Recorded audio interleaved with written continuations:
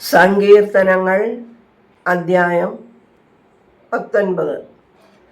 ദൈവമേ, നിന്റെ വേദപ്രമാണത്തിൽ അടങ്ങിയിരിക്കുന്ന അത്ഭുത കാര്യങ്ങളെ കാണുവാൻ എൻ്റെ ഉൾക്കണ്ണുകളെ പ്രകാശിപ്പിക്കണമേ. ആമേൻ. ആകാശങ്ങൾ ദൈവത്തിൻ്റെ മഹത്വം അറിയിക്കുന്നു, ആകാശവിധാനം തൻ്റെ കൈപ്പണിയെ കാണിക്കുന്നു.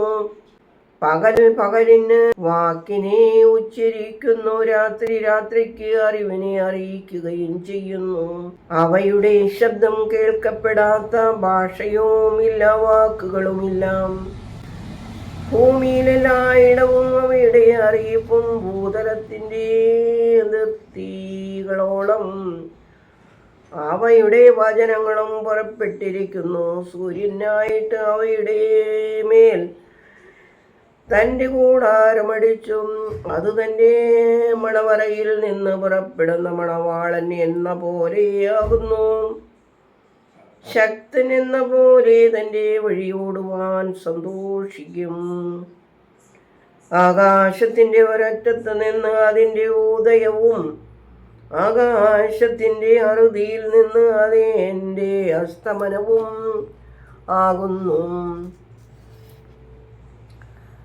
അതിൻ്റെ ആവിയിൽ നിന്ന് മറമായിരിക്കുന്നത് ഒന്നുമില്ല. കർത്താവിൻ്റെ വേദപ്രമാണം കറയറ്റതും ആത്മാവിനെ തിരിയുന്നതും ആകുന്നു. കർത്താവിൻ്റെ സാക്ഷ്യം വിശ്വാസയോഗ്യവും ശിശുക്കളെ വിജ്ഞാനികൾ ആക്കുന്നതുമാകുന്നു. കർത്താവിൻ്റെ സാക്ഷ്യം വിശ്വാസയോഗ്യവും ശിശുക്കളെ വിജ്ഞാനികളാക്കുന്നതുമാകുന്നു. കർത്താവിൻ്റെ പ്രമാണങ്ങൾ ചൊവ്വുള്ളവയും ഹൃദയത്തെ സന്തോഷിപ്പിക്കുന്നവയുമാകുന്നു. കർത്താവിൻ്റെ കൽപ്പന തിരഞ്ഞെടുക്കപ്പെട്ടതും കണ്ണുകളെ പ്രകാശിപ്പിക്കുന്നതുമാകുന്നു.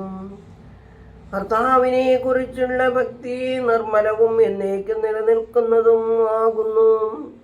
കർത്താവിൻ്റെ ന്യായവിധികൾ സത്യമായുള്ളവയും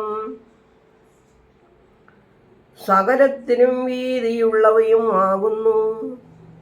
അവ തങ്കത്തെക്കാളും നല്ല രത്നങ്ങളെക്കാളും ആഗ്രഹിക്കത്തക്കവയും തേനിനേക്കാളും തേൻ കട്ടയേക്കാളും അത് മാധുര്യമുള്ളവയുമാകുന്നു. അത്രയുമല്ല, നിന്റെ ദാസന് അവയാൽ പ്രബോധനം ലഭിക്കും. അവൻ അവയെ ആചരിച്ചാൽ വളരെ പ്രതിഫലം കിട്ടും. പിഴകളെ തിരിച്ചറിയുന്നവൻ ആര്?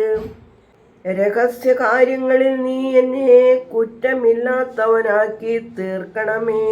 ദുഷ്ടന്മാർ എന്നിൽ അധികാരപ്പെടാതിരിപ്പാനും പാപങ്ങളിൽ നിന്ന് ഞാൻ